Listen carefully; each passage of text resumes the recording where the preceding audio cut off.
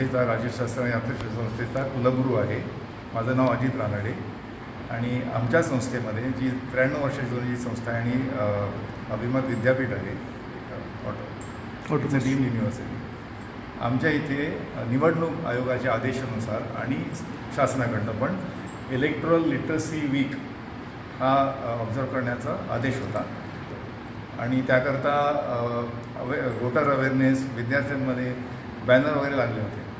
तर ही घटना मला वाटतं 36 तासापूर्वी किंवा 24 तासापूर्वी झाली, तेवढी पण नाही, आय थिंक 24 तासापूर्वी पण नाही, अगदी 20 तास नाही, गेल्या काल संध्याकाळी त्या बॅनरवर कोणीतरी व्हॅन्डलिझम केलं।